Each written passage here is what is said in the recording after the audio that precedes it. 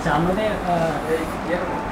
পিয়াস ভাই হচ্ছেন surveillance capitalism অংশটা আমাদের লিড দিবেন একটু পরে। তার আগে আমি এই বইটার উপর আরও কয়েকটা জিনিস আপনাদের একটু ধরাই দিই। মাসুম খুবই সুন্দর করে বলছে এবং ও যে মন দিয়ে পড়ছে বইটা সেটা বোঝা যায় ওর আলাপে, এবং এতক্ষণে আমাদের ওর আলাপটা আমরা যদি ফলো করি তাহলে আর সন্দেহ থাকার কোনো কারণ নাই যে ও যে নামগুলো বলছে দেশের, যে রাষ্ট্রগুলোর নাম বলছে, এটা কাভার করে পুরো পৃথিবী, অলমোস্ট পুরো পৃথিবী কাভার করে।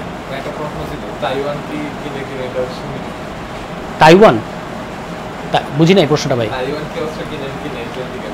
তাইওয়ানের এটা চীন আছে ব্যাপকভাবে, তাইওয়ানেরটা জানি না, হ্যাঁ, বাট চীন আছে।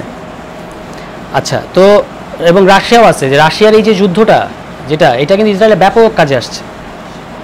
রাশিয়া যে যুদ্ধ করতেছে এটা খুবই কাজে আসছে, মানে ও অস্ত্র কিন্তু ওর কাছ থেকে বিক্রি করতেছে। যাই হোক, তো মানে এটা পুরো, তার মানে আমরা যে ইসরায়েল নিয়ে ইন্টারেস্টেড, এবং ইসরায়েল নিয়ে ইন্টারেস্টেড বলতে ইসরায়েল নিয়ে ডিসইন্টারেস্টেড আসলে, মানে ইসরায়েলকে আমরা যে আসলে মনে করি যে এটার একদম কোনো রকম রাগঢাক না রেখে, লিবারেলরা প্রচুর রাগঢাক করে, আমাদের অত রাগঢাকের বিয়ে নেই। ইসরায়েলের এক্সিস্ট করার কোনো রাইট নাই আসলে।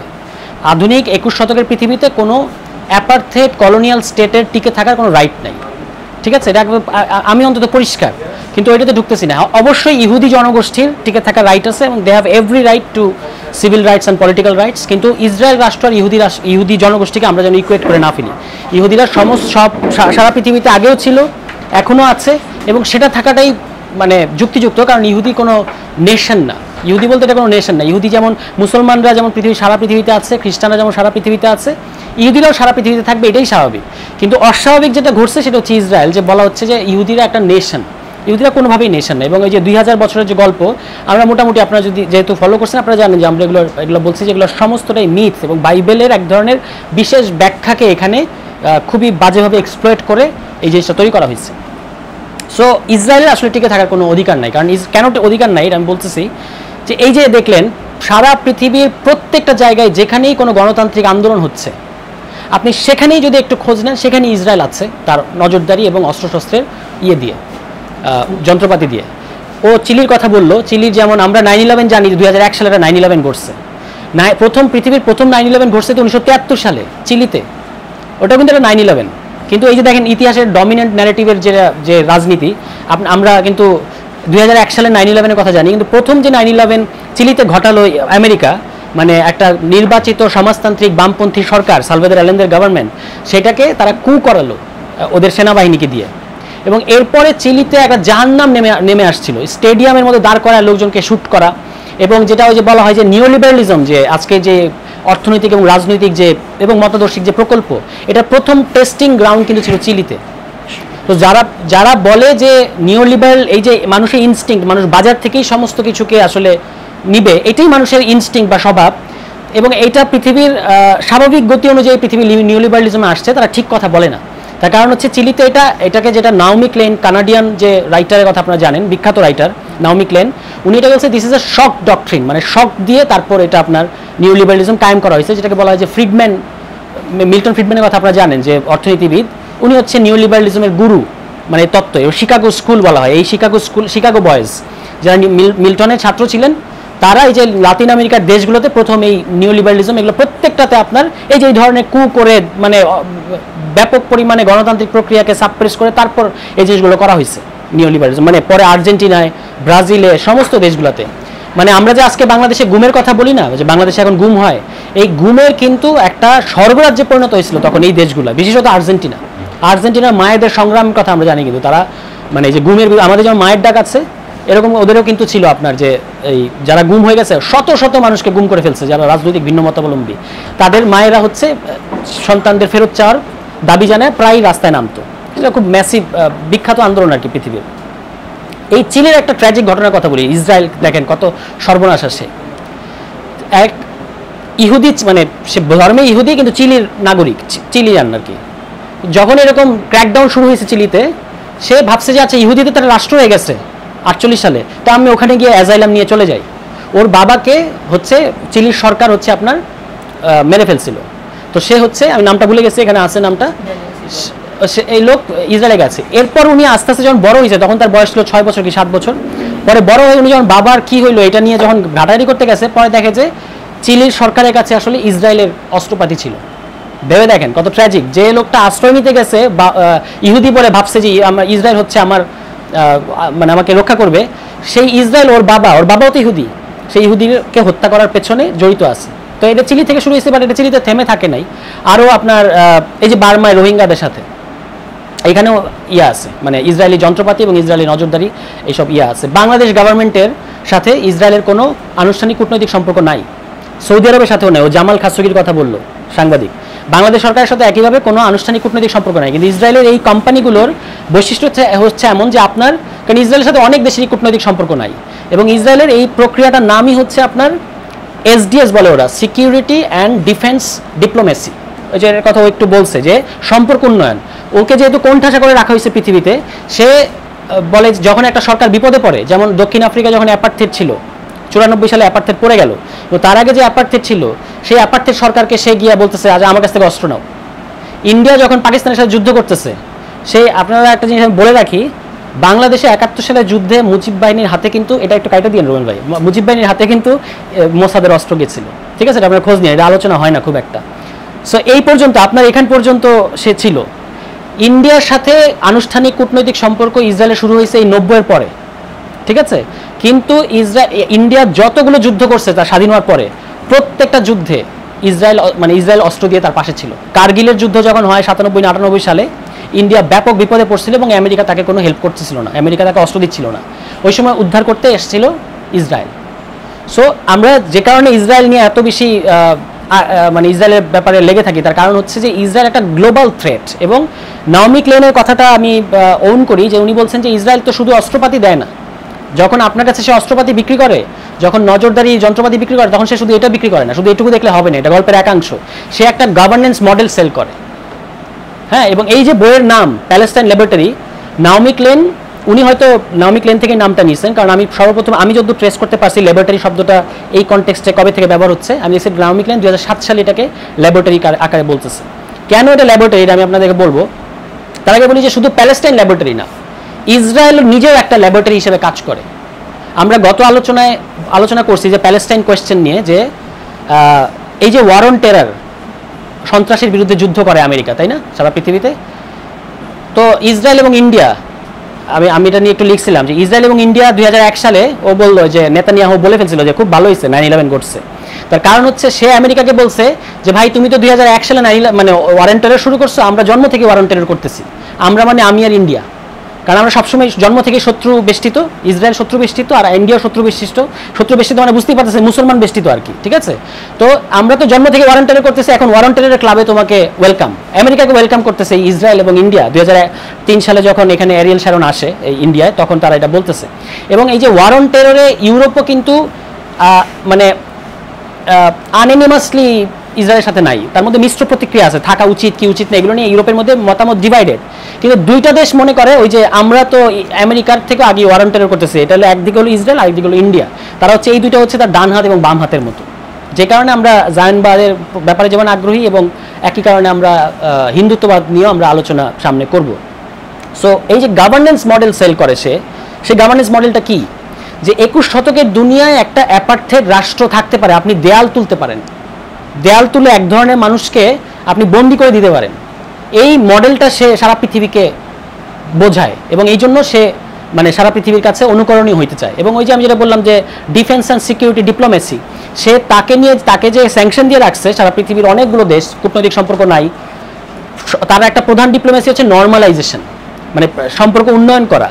যে সৌদি আরবের সাথে সে সম্পর্ক উন্নয়ন করতে যাচ্ছিল, এইটারই একটা হিসেবে 7 অক্টোবরে হামলা বলে, হামাস যে হামলাটা করলো, এটা ঠেকানো একটা উদ্দেশ্য ছিল বলে অনেকে বলতেছে।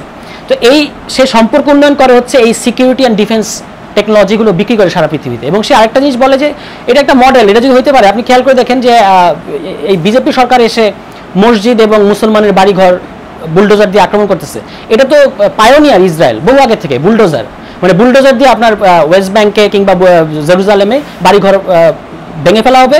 শুধু তাই না, আপনার বাড়িঘর ভেঙে ফেলা হচ্ছে, আপনাকে এটার খরচ পে করতে হবে।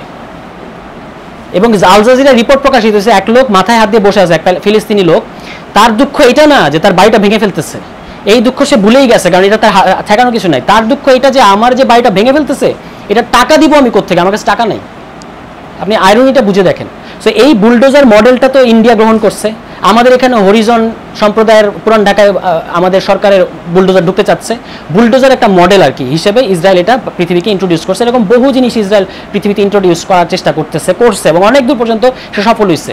এই সৌদি আরবের কাছে তার অস্ত্র আছে, তার নজরদারি ইকুইপমেন্ট আছে, সারা পৃথিবীতে আছে। কি বামপন্থী সরকার, কি ডানপন্থী সরকার, গ্রিসের বামপন্থী সরকারগুলো এগুলো কিনছে। এটার মানে প্রত্যেকটা সরকার মনে করে এটা ভালো। তো ও যে রাশিয়ার কথা বললো ড্রোনগুলা, এই ড্রোনগুলা প্রত্যেকটা সরকার ভাবে যে, এবং টেস্টিং গ্রাউন্ড।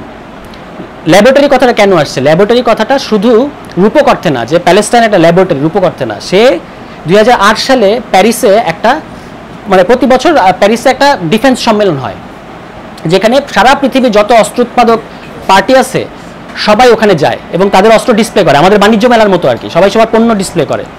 সেখানে ইসরায়েলও অংশ নেয়, মানে ইসরায়েলের কোম্পানিগুলো অংশ নেয়। অ্যান্ড ক্যান ইউ থিঙ্ক একমাত্র পার্টি ইসরায়েল যে ওখানে, সে যে গাজা এবং ওয়েস্ট ব্যাংক, এই যে গাজা এখন গণহত্যা চলছে, এই সমস্তটাই তো সে ফিল্ম করতেছে, সে তো এগুলো সব ভিডিও ধারণ করতেছে, এগুলো সব সে পরবর্তীতে এই ধরনের কোনো একটা ডিফেন্স মেলায় সে এটা প্রজেক্টরে দেখাবে যে আমার অস্ত্রগুলা, আমার ড্রোনগুলা এইভাবে এইভাবে কার্যকর হয়। এবং সারা পৃথিবী এটা মেনে নিচ্ছে।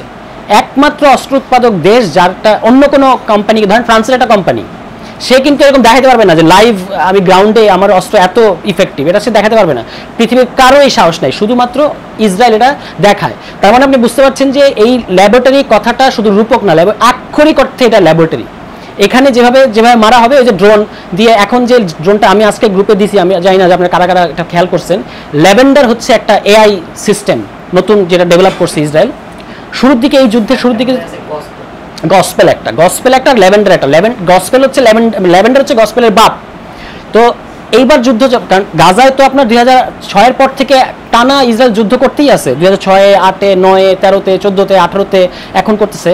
এবং মৃত্যুর একটা রেট সবাই জানে যে এই ধরনের একটা ইনভেশন যখন 7-8 মাস চলে, মৃত্যুটা কতজন মানুষ মারা যায় তার একটা আন্দাজ এই গত 20 বছরে আমাদের হয়েছে, মানে সারা পৃথিবীর হয়েছে। এবার পুরো পৃথিবী হতবাক হয়ে গেছে, মাত্র 8 মাসে কি করে 40,000 মানুষ ইসরায়েল মারল। এইটার বিপরীত দিকে ইসরায়েলের কতজন মারা গেছে সৈন্য? ওই যে 7 অক্টোবরে হামলার বাদ দিলে ইসরায়েলের সৈন্য প্রপোর্শনালিটি কিন্তু খুব লো, মানে এত লো যেটা আলোচনা করার মতো না। ইরাক যুদ্ধের বিরুদ্ধে যে আমেরিকার জনগণ বার্স্ট আউট করছিল, তার একটা প্রধান কারণ কিন্তু ছিল আমেরিকার সৈনিকদের লাশ আমেরিকা ফেরত যাচ্ছিল। এবং এইটার কারণে হচ্ছে আমেরিকায় যুদ্ধবিরোধী সেন্টিমেন্ট ব্যাপক আকারে, আমেরিকা এমনি যুদ্ধবিরোধী সেন্টিমেন্ট আছে, তার চেয়ে বেশি হচ্ছে আপনার এই যুদ্ধবিরোধী সেন্টিমেন্ট গ্রো করছিল। ইসরায়েল দেখছে যে ইহুদি লাইফস তো ম্যাটার, মানে জায়নিজ জীবনের তো অনেক মূল্য আছে। এবং ওদের যে আপনার হানিবাল ডিরেক্টিভ নামে একটা আছে, আপনার একটা নীতি আছে। হানিবাল ডিরেক্টিভ হচ্ছে 2006 সালে যখন ওরা হিজবুল্লাহর সাথে যুদ্ধ করে, তখন ওদের এক সৈনিককে হিজবুল্লাহ কিডন্যাপ করছে। মানে হামাস এবং হিজবুল্লাহ এটা সবসময় করে, কারণ ওরা বুঝে গেছে যে ইসরায়েল এটা নিয়ে কিভাবে বিচলিত থাকবে। এখন যে ইসরায়েলের ভেতরে আন্দোলন হচ্ছে, কি নিয়ে আন্দোলন হচ্ছে? ফিলিস্তিনিদেরকে মাইরো না, এটা কিন্তু আন্দোলন না। আন্দোলন হচ্ছে আমাদের যে এখনো 150 জন লোক বন্দী আছে, ওগুলোকে ফেরত আনো। ফলে কয়েকদিন আগে যে গাজায় ইসরায়েল যে একেবারে ভিডিও সহ ইসরায়েলের সৈন্যরা যে ঢুকলো এবং লাইভ দেখালো এটা ইসরায়েল, এর কারণ কিন্তু এই যে আমাদের আর্মি চুপচাপ বসে নেই। তো ওই সময়ে গিলাদ শালিত নামে এক ইসরায়েলি সৈন্যকে এরকম কিডন্যাপ করে নিয়েছিল হিজবুল্লাহ, ঠিক আছে? তো এইটা নিয়ে ইসরায়েলের তোলপাড় হয়ে গেছে যে গিলাদ শালিতকে ফেরত দিতে হবে, এবং আইডিএফ এর অবস্থা খারাপ করে ফেলছে। আইডিএফ মানে ইসরায়েলের সমাজের মধ্যে আইডিএফকে চেপে ধরছেন, আইডিএফ পড়ছে বিপদে। তারপর ওরা হানিবাল ডিরেক্টিভ নামে একটা নীতিমালা ঠিক করলো, যেটা মানে হচ্ছে যে যদি আমার যদি একজন সৈন্যকে বাঁচাতে গিয়ে যদি শত শত গ্রাম নিশ্চিহ্ন করে দিতে হয়, সেটা করে দিতে হবে, তারপর একজন সৈন্যকে ওদের হাতে দেওয়া যাবে না। তাহলে 2006-এ, কিন্তু এখন ইসরায়েল সেই 2006-এর ওই প্যারাডাইমেও নাই। এখন সে যেখানে আছে সেটা হচ্ছে এআই গিয়ে আপনাকে মেরে আসবে, মানে গ্রাউন্ড ইনভেশন করতে হবে না, ইসরায়েলি সৈন্যকে ঢুকতে হবে না। এরকম জোনাকি পোকার মতো ছোট একটা জিনিস গিয়ে ঢুকবে ক্যাম্পের মধ্যে, এবং তার কাছে ওই যে ফেস রিকগনিশনের কথা বললো, স্ক্যান করতে পারে। আপনি রাস্তা দিয়ে হেঁটে যাচ্ছেন, পুলিশ আপনাকে ডাকবে যে এই সাগরের দিকে আসো, তা আপনি অবাক হবেন যে আরে আমার নাম সহ জানি কিভাবে, কারণ ওই যে প্রোফাইল করা হচ্ছে প্রত্যেকের। ওখানে তো আপনারা জানেন যে পশ্চিম তীরে শত শত শত শত চেক পয়েন্ট, এবং এই চেক পয়েন্ট পার হয়ে আপনাকে ঢুকতে হয়। মানে আপনি ফিলিস্তিনের এক জায়গা থেকে আরেক জায়গায় যাবেন, মোহাম্মদপুর থেকে লালমাটিয়া যাবেন, মাঝখানে ইসরায়েলের চেক পয়েন্ট পার হয়ে যেতে হবে। এবং তখন হচ্ছে আপনাকে এই যে জেরা থেকে শুরু করে আইডি কার্ড দেখানো এবং ফেস রিকগনিশন। আপনি যাচ্ছেন, আপনাকে সাসপেক্ট মনে করতেছে, আপনার নাম আপনার সাসপেক্ট মনে হলে আমাদের বাসে কি হয়, যখন পুলিশ আপনাকে রেড দেয় তখন বলে যে আপনি একটু নামেন, মানে এটা সে একটা র্যান্ডম পিক করছে। ওখানে কিন্তু একটা র্যান্ডম পিক না, ওখানে হচ্ছে সে আপনার নাম ধরে বলবে যে আপনি আসেন, তো ওরা অবাক হয় যে আমার নাম জানে কীভাবে, কারণ ওই যে ফেস রিকগনিশন, সে শত শত মাইল দূরের থেকে হচ্ছে এই ফেসগুলো এআই দিয়ে সে শনাক্ত করে এদের ব্যাপারে প্রোফাইল রাখে। যখনই সে আসতে থাকে তখন উপর ওই যে কন্ট্রোল রুম থেকে বলে যে অমুকে আসতেছে, ওকে ঠেকাও, ওকে ওকে ধরো। সো এটা হচ্ছে এখন এই যে ল্যাভেন্ডার যে প্রযুক্তিটা এইবার সে ব্যবহার করতেছে, এইটা হচ্ছে আপনার ওরা বলছে যে অ্যাকিউরেসি ইম্পর্টেন্ট না, অ্যাকিউরেসি ইম্পর্টেন্ট না, কত দ্রুত এবং কত কম ক্ষয়ক্ষতিতে আমরা হামাস বলতে কিন্তু আপনারা এটা মনে রাখবেন যে হামাস মানে পুরো গাজাই ওর কাছে হামাস। কারণ 2006 সালের ওই হানিবাল ডিরেক্টিভের পাশাপাশি সে হিজবুল্লাহর সাথে, হিজবুল্লাহ তো তাকে খুব শক্ত জবাব দিয়েছে, হিজবুল্লাহ কিন্তু হামাসের তুলনায় একটু শক্ত প্রতিপক্ষ। তখন সে একটা ডকট্রিন করে যে নামটা হচ্ছে দাহিয়া ডকট্রিন। দাহিয়া হলো একটা লেবাননের, দক্ষিণ লেবাননের একটা গ্রামের মতো আর কি, যেটা হচ্ছে হিজবুল্লাহ অধ্যুষিত। তো ওই পুরা গ্রামকে ধরেন, যুদ্ধে কি হয়, যুদ্ধে আপনাকে সবসময় আলাদা করতে হয় কারা সিভিলিয়ান, কারা আমার হচ্ছে টার্গেট। তো ফলে আপনাকে দেখাইতে হয় যে আমি আসলে ভাই আমার মিলিটারি টার্গেটের মধ্যে অ্যাটাক করছি, আমি কোনো সিভিলিয়ান মারি নাই। কিছু মারা যাবে, সেটা হলো কোলাটারাল ড্যামেজ। এটা আন্তর্জাতিক আইন আপনাকে, মানে কোলাটারাল ড্যামেজ ইজ ওকে, যদি আপনি প্রুফ করতে পারেন যে এই রুমে যদি কোনো একজন শত্রু থাকে আমেরিকার, তাকে মারার জন্য যদি এই রুমে বাকি সবাইকে মারে, তাহলে এটা কিন্তু কোলাটারাল, বাকি সবগুলো মৃত্যু হচ্ছে কোলাটারাল ড্যামেজ। এটা দুঃখজনক, কিন্তু কিছু করার নাই। এইটা হচ্ছে, কিন্তু ইসরায়েল কিন্তু এটাকে অন্য জায়গায় নিয়ে গেছে। অন্য জায়গায় নিয়ে গেছে মানে হচ্ছে এই, কারণ আমেরিকার লজিকটা হচ্ছে আস ভার্সাস দ্যাম, আমরা আর আমাদের শত্রুরা, আমরা আর সন্ত্রাসী, আমাদের শত্রুরা মানেই সন্ত্রাসী। আর ইসরায়েল হচ্ছে আস ভার্সাস দ্যাম না, আস নট দ্যাম, আমরা থাকবো ওরা থাকবে না। সো টোটাল অ্যানাইহিলেশন এবং জেনোসাইড হচ্ছে এটার মধ্যে একেবারে মানে ব্যাপকভাবে হয়ে আছে। এবং এইটার নাম হলো দাহিয়া ডকট্রিন, যেটা 2006 সালে ওরা ডেভেলপ করছে। দাহিয়া ডকট্রিন মানে পুরো অঞ্চলটাই একটা বৈরী অঞ্চল, হোস্টাইল টেরিটরি। সো যেটা হোস্টাইল টেরিটরি, এখানে কে সিভিলিয়ান আর কে আপনার মিলিটারি, এগুলো দেখার সময় নেই। তার কারণ হচ্ছে ইসরায়েলের আদালত এরকম 2006 না 7 রায় দিছে, যে বলছে কে টার্গেট, এটা সংজ্ঞা দিছে, খুবই মানে ইন্টারেস্টিং সংজ্ঞা, মানে ইন্টারেস্টিং মানে ভয়াবহ সংজ্ঞা, যে পৃথিবীর সমস্ত সরকার এগুলো একসময় ব্যবহার করবে আমার আপনার বিরুদ্ধে। সে দেখবে যে এই সংজ্ঞা তো মজা, এই সংজ্ঞাতে তো সবাইকে ধরা যায়। সে সংজ্ঞায় আগে সংজ্ঞা ছিল যে কে সাসপেক্ট বা কে টার্গেট, যে একটা, আরে নাইব ভাই কি অবস্থা, আসেন, আমাদের বিখ্যাত নাইব ভাই আসছে কুড়িগ্রাম থেকে, সামনে আসেন। যাই হোক, তো হ্যাঁ তাহলে আপনার করি যে কে টার্গেট, যে আপনার সাথে এই মুহূর্তে একটা কোনো কনফ্রন্টেশনে আছে, সে হলো আপনার প্রতিপক্ষ, সে হচ্ছে আপনার শত্রু। এটা হলো ট্রেডিশনাল ওয়ারফেয়ারের মানে লজিক আর কি। ইসরায়েল এটাকে পাল্টে দিছে, সে বলছে কে টার্গেট। টার্গেট হচ্ছে যে কোনো এক সময় আপনার বিরুদ্ধে কোনো একভাবে অ্যাক্টিভ ছিল, সেই টার্গেট। তো তাকে প্রশ্ন করা হয়েছে যে আচ্ছা ধরেন 2006 সালে আমার সাথে যুদ্ধে ছিল, এখন আর সে যুদ্ধ ছেড়ে দিয়েছে, স্বাভাবিক জীবনে গেছে, এখন 2020 সাল, এখনও কি সে আপনার টার্গেট? বলছে অবশ্যই সে এখন আপনার টার্গেট, কারণ সে একসময় এটা করছে। আর আরো প্রশ্ন আসছে যে আচ্ছা 2020 এখন না, সে আমরা বুঝলাম যে সে আমার সাথে এনগেজ হইতে পারে, কিন্তু 2027 সালে সে আমার সাথে যুদ্ধ করবে, ধরেন আজকে আমি তাকে কি বুঝে মারবো? এই প্রশ্নগুলো উঠছে আদালতের মধ্যে। সে তো আমার সাথে 2027 সালে এনগেজ হবে, কথার কথা, আজকে আমি তাকে কেন মারবো? সে বলছে আপনি তাকে মারবেন কারণ সে তো এখন ন্যাপ নিচ্ছে। আমরা মোবাইল চার্জ দিই না, মোবাইল চার্জ দিই কেন? আপনি ফিউচারে ব্যবহার করবেন এই জন্য। তো সুতরাং সে তো ফিউচারে আপনার সাথে যুদ্ধ করবে, এখনই তাকে মারতে হবে। এবং শুধু তাকে মারতে হবে না, তাকে সে ওই যোদ্ধা, সে সোশ্যালি রিপ্রোডিউস হচ্ছে তার ফ্যামিলির দ্বারা, তার বউ তাকে রান্নাবান্না করে খাওয়াচ্ছে, তার বউ তাকে আদর সোহাগ দিতেছে, সুতরাং তার বউ কমপ্লিসিট, তার বউকেও মারতে হবে এবং তার বাচ্চা কাচ্চাকেও মারতে হবে। ধরেন ওই যে হামাসের যে নেতা ইয়াসির, কি ওনার নাম হলো শেখ ইয়াসিন, একটা পক্ষঘাতগ্রস্ত লোক, কিন্তু মানে হুইল চেয়ারে মুভ করতো, ফজরের নামাজ পড়ে বের হয়েছে, তাকে টার্গেট করে তাকে মারছেন, তার সাথে যারা ছিল সবাইকে মেরে ফেলছে। এরকম টার্গেট অ্যাসাসিনেশন কিন্তু ইসরায়েল বহুদিন ধরে করতেছে। ঘাসান কানাফানিকে টার্গেট অ্যাসাসিনেশন করে মারছে সেই কবে। তো এই ইসরায়েল হচ্ছে এই জন্য আমাদের জন্য ইম্পর্টেন্ট যে সে হলো সারা পৃথিবীর জন্য এরকম একটা গভর্নেন্স মডেল হিসেবে কাজ করতেছে, যেটা আমরা গত আলোচনায় বলছি যে প্যালেস্টাইন কি, প্যালেস্টাইন হচ্ছে অল দ্যাট ইজ ইমানসিপেটরি, আর ইসরায়েল হচ্ছে অল দ্যাট ইজ এক্সট্রিম, মানে এক্সট্রিমের একটা চিহ্ন হিসেবে আপনি তাকে পড়তে পারেন, ঠিক আছে? ফলে ইসরায়েল এই জন্য আমরা দেখি যে এটা তো আমাদের, আপনি গণতান্ত্রিক মুভমেন্ট করবেন, আপনার দেশে ভোট নাই, আপনার ফেস শনাক্ত করবে তো ওই প্রযুক্তি দিয়ে। এই কয়েকদিন আগে ইসরায়েলের এক হেলিকপ্টার নাকি যেটা বাংলাদেশে ল্যান্ড করছিল, খুবই রহস্যজনক, কেন করছে আমরা কিছু জানি না। সো এই ইকুইপমেন্টস দিয়ে সে সারা পৃথিবীতে, একদিকে সে যেমন সে ইসরায়েলের ইয়েটা হচ্ছে আপনার যে আমি যদি এই ধরনের একটা রাষ্ট্র হয়ে থাকি তাহলে বাকি পৃথিবী কেন গণতান্ত্রিক হবে? ওকেও আমার মতো হইতে হবে, এক। আর দুই হচ্ছে তার ওই যে সম্পর্ক উন্নয়ন এবং নর্মালাইজেশন, এটাও হচ্ছে সে এর মধ্য দিয়ে করে। তো হোমল্যান্ড এখন যে সরকারগুলো যে কাজটা করতেছে ইসরায়েলের কাছ থেকে যে লজিকটা নিয়েছে, বিফোর এই 9/11 এই 2001 সালে যে 9/11টা ঘটলো, এটার আগে হোমল্যান্ড সিকিউরিটি বলতে কোনো কনসেপ্ট ছিল না পৃথিবীতে। সিকিউরিটি ছিল বর্ডার সিকিউরিটি। আপনি একটা শত্রু, আপনি রাষ্ট্র মানেই আপনার সম্ভাব্য শত্রু আছে পাশের ইয়েতে, সুতরাং আপনাকে বর্ডার সিকিউরিটি মেনটেন করতে হবে, এটা ছিল লজিক।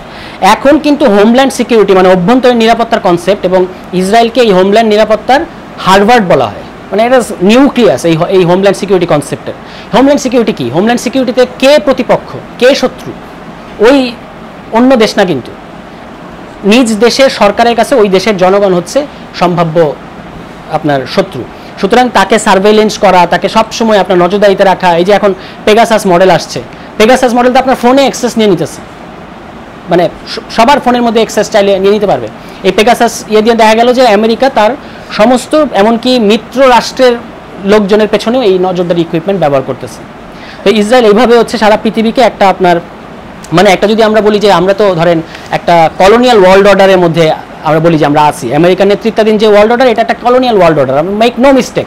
এটাকে কি বলে যে কি লিবারালিজম হাবিজাবি এসব দিয়ে বুঝে না, এটা যে কলোনিয়াল ওয়ার্ল্ড অর্ডার। এবং এখানে আমেরিকা মনে করে সে হবে একমাত্র গ্লোবাল সভরেন। যে আমরা এটা ওই যখন আন্তর্জাতিক আইন নিয়ে আলাপ করছি, সে আলাপে আমরা বলছিলাম কিন্তু যে স্টেটের মধ্যে আমরা বুঝতে পারি যে স্টেটে কে হলো সভরেন, কিন্তু গ্লোবাল যে সমাজ সেখানে সভরেন কে? তো আমেরিকা মনে করে যেহেতু কোনো সভরেন নেই, আমরা হলাম সভরেন, মানে আমেরিকা হচ্ছে ডিফেক্টো গ্লোবাল সভরেন। এই গ্লোবাল সভরেনের নেতৃত্বে যে পৃথিবী, আমরা তো মনে করি যে এই পৃথিবীটার ওয়ার্ল্ড অর্ডারটা আরও গণতান্ত্রিক হওয়া দরকার। সেই গণতান্ত্রিক হওয়ার ক্ষেত্রে ইসরায়েল একটা ম্যাসিভ বাধা আর কি, ঠিক আছে? এই জন্য মানে আমরা যখন আমাদের সরকারের বিরুদ্ধে কোনো স্টেপস নিই, মানে গণতান্ত্রিক পদ্ধতিতে যখন আমরা সক্রিয় হই, তখন আসলে টু সাম এক্সটেন্ট এটা ইসরায়েলকে কোণঠাসা করা হয়। এই জন্য আমাদের সক্রিয়তাটা এত দরকার যে ইসরায়েল থাকলে মিডল ইস্টে সে যে নতুন মিডল ইস্টের ম্যাপ সে হাজির করছে, সেখানে একেবারে ওর ম্যাপেই বলতেছে সে Iraq, Libya, Lebanon, Syria, Jordan, এমনকি মিশরের একটা অংশকে সে বলে যে তার গ্রেটার ইসরায়েলের অংশ। এটা সে জাতিসংঘে দেখাইছে এটা এই ম্যাপ। আর আদারওয়াইজ পুরা মধ্যপ্রাচ্যে যেটা করতে চায়, যেমন আপনার হার্জেলের কথা মনে আছে না, যে হার্জেলের কথা আমরা আলোচনা করছি, যে স্বপ্নদ্রষ্টা আর কি, এবং কি প্রফেটিক লোকটা খেয়াল করে দেখেন, সে 1897 সালে বলছে যে 1897 সালে ওই যে ব্যাসেলে যে কনফারেন্সটা হয়েছে, যেখানে আসলে ইহুদি রাষ্ট্রটা অনুমোদন পাইল, সেখানে সে বলছে যে ব্যাসেলে আমি ইহুদি রাষ্ট্রের গোড়াপত্তন করছি। আজকে এই কথাটা আমি যদি বলি সবাই আমাকে নিয়ে হাসবে, কিন্তু 50 বছরের মধ্যে আপনারা টের পাবেন একদম এইভাবে কথাটা বলা। এটা আমি আমার বইয়ের মধ্যে ব্যবহার করছি, যে সে বলছে 50 বছর পর আপনারা টের পাবেন। তো 1897 সালে পরে ইসরায়েল হয়েছে কত সালে? 48 সালে, 51 বছরের মাথায়। Is a very prophetic. এই লোক কি বলছে ইসরায়েলকে, সে কি বলতেছে আমরা এখানে আলাপ করছি কিন্তু এটা নিয়ে, যে ইসরায়েল একটা আমেরিকার এই যে গ্লোবাল হেজেমন আমেরিকার তো কিছু কিছু স্টেশন লাগবে, পুলিশ স্টেশনের মতো। ইসরায়েল কিন্তু একটা পুলিশ স্টেশন মিডল ইস্টে, ভারত এখানে তার আরেকটা পুলিশ স্টেশন, ঠিক আছে? এইটা তো হার্জেলের প্রকল্পের মধ্যেই ছিল। হার্জেল বলছে যে আমরা ইউরোপিয়ান আউটপোস্ট হতে যাচ্ছি মিডল ইস্টে, মানে সভ্যতা এবং অসভ্যতা, যারা আমরা এশিয়ান আমরা তো অসভ্য, আর ইউরোপ সাদা যারা তারা তো সভ্য দুনিয়ার হয়ে অসভ্য দুনিয়ার বিরুদ্ধে আমরা একটা দেয়াল হয়ে থাকব। এইটা হচ্ছে একদম তার এই ল্যাঙ্গুয়েজ, আমরা হচ্ছে ইউরোপিয়ান আউটপোস্ট হয়ে মিডল ইস্টে থাকবো। আচ্ছা, এই আরেকজনের নিয়ে আমরা আলাপ করছি, তার নাম হচ্ছে ভ্লাদিমির জ্যাবোটিনস্কি। সেও মানে ইসরায়েলের শুরু মানে রাষ্ট্র হওয়ার আগে যে 2-3 জন গুরুত্বপূর্ণ, তার মধ্যে একজন হচ্ছে হার্জেল, মানে সেটা স্বপ্নদ্রষ্টা। তারপর হচ্ছে এই যে এখন যে রিভিশনিস্ট যে ধারাটা, নেতানিয়াহু, শ্যারন, মানে ইসরায়েলের ডানপন্থী যে ধারা, এই ধারার তাত্ত্বিক গুরু হচ্ছে ভ্লাদিমির জ্যাবোটিনস্কি, রাশিয়ান লোক আর কি, রাশিয়ান ইহুদি। তো এই ভ্লাদিমির জ্যাবোটিনস্কির একটা প্রবন্ধ আছে দ্য ওয়াল নামে, ছোট্ট একটা প্রবন্ধ, আপনারা পড়েন সবাই, ইন্টারনেটে পাওয়া যায়, 4-5 পাতার একটা প্রবন্ধ।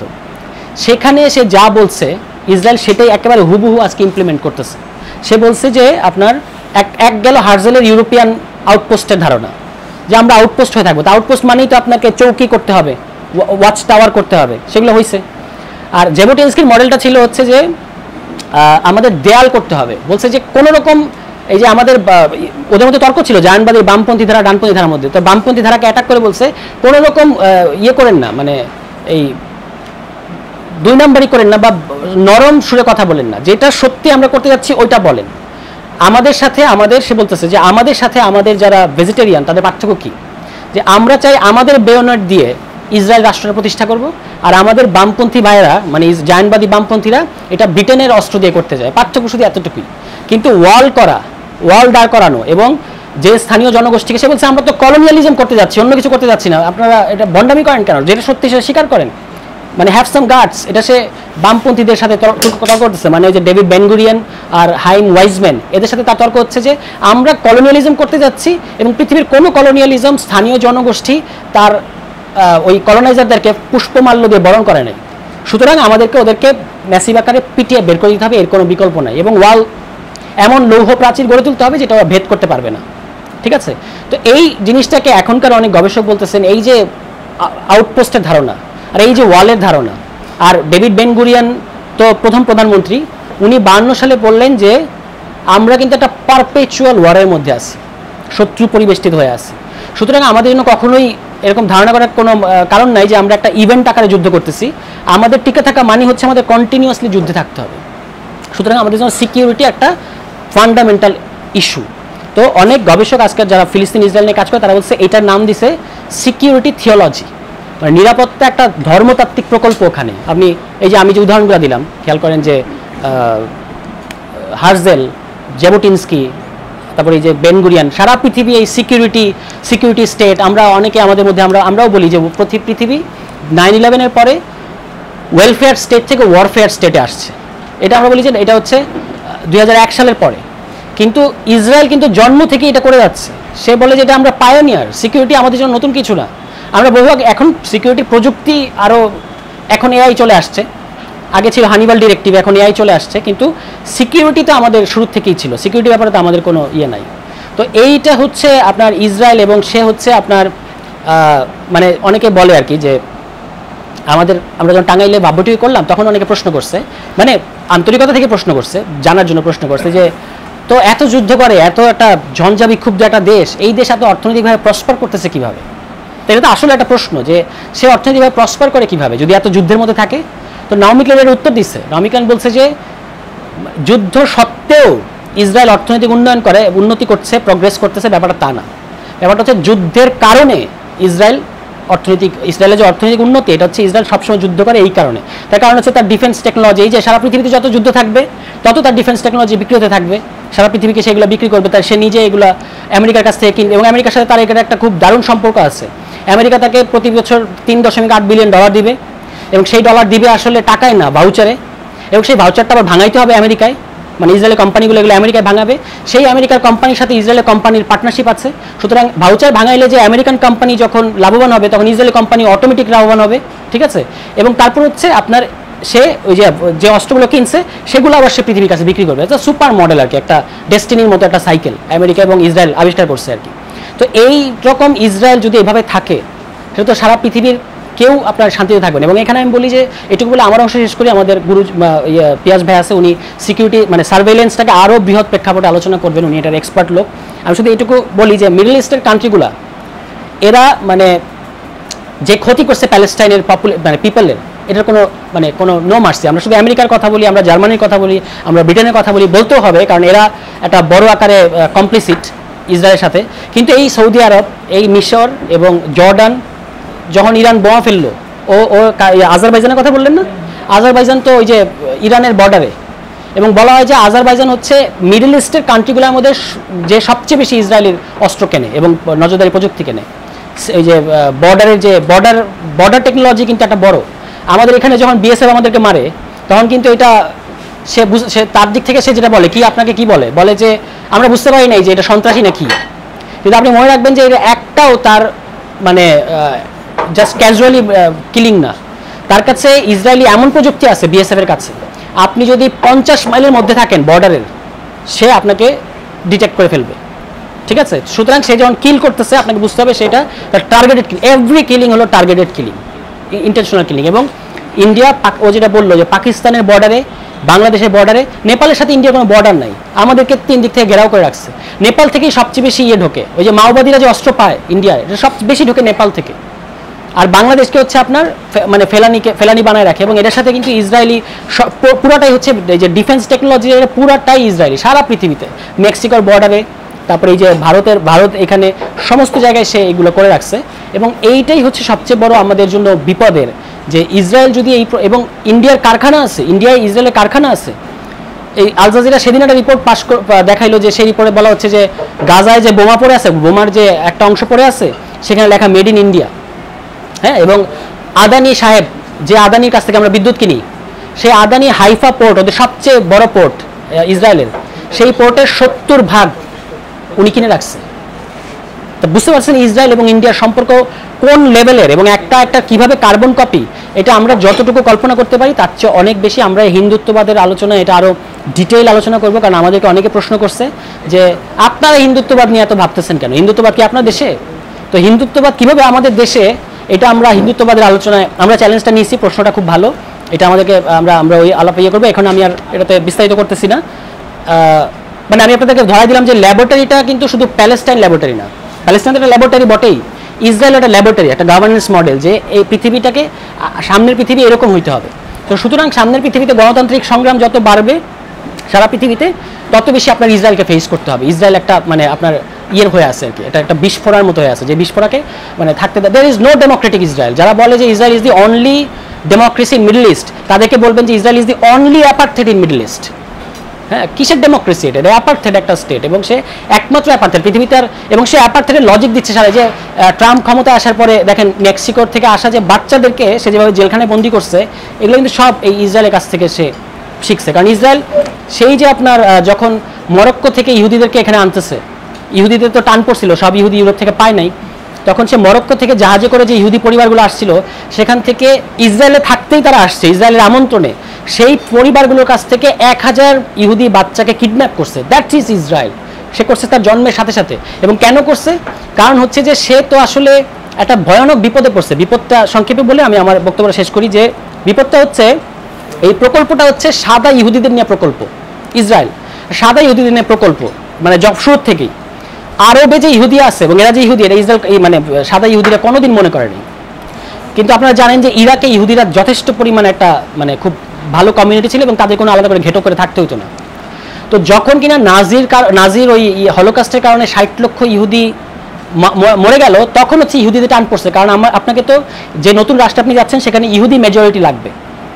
তখন হচ্ছে এরা এই যে বিভিন্ন আরব কান্ট্রি থেকে ইহুদি নিয়ে আসা শুরু করলো, ফিলিস্তিনিদেরকে খেদাইলো এবং ইহুদিদেরকে নিয়ে আসা শুরু করলো।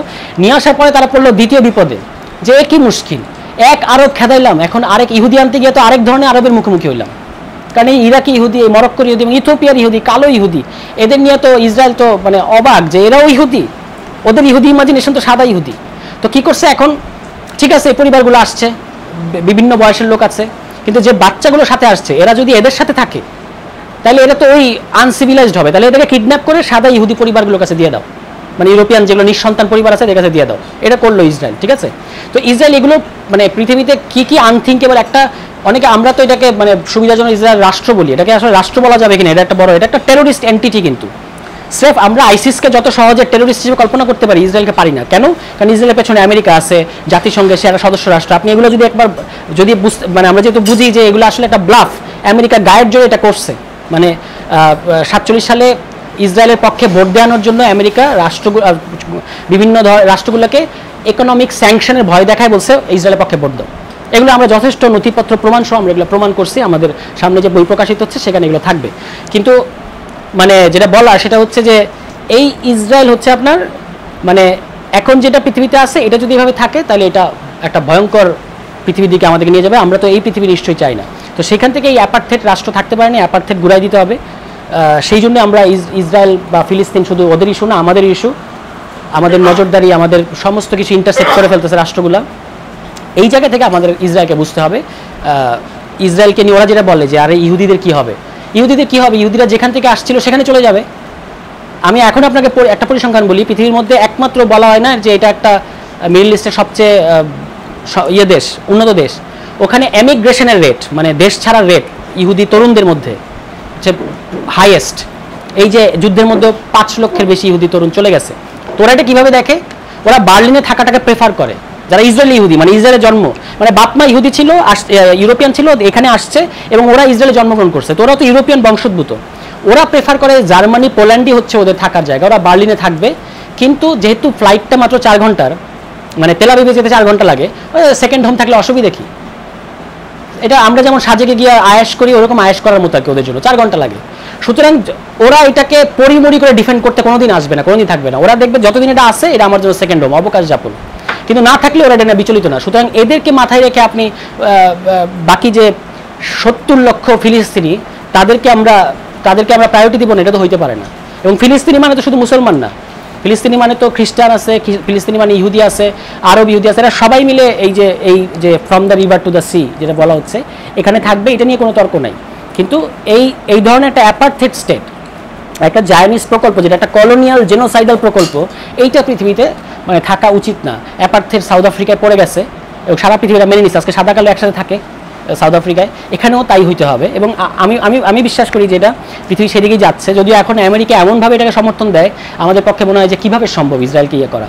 কিন্তু আমরা সবাই আশা করি 2030 সাল পর্যন্ত বেঁচে থাকবো, খুব বড় কোনো দুর্ঘটনা না ঘটলে 2030 সালে আপনারা আমাকে আরেকবার স্মরণ করবেন, এই বলে আমি আমার কথাটা রাখতেছি। ঠিক আছে? হ্যাঁ, আরে 30 সাল থেকে ঘটনা করতে থাকবে, দেখেন। হ্যাঁ, মানে ঘটা তো অলরেডি শুরু হয়েছে 30 সালে, 30-30-30-এর মধ্যেই দেখবেন কি হয়। ভাই আসেন, ইসরায়েল থাকবে না।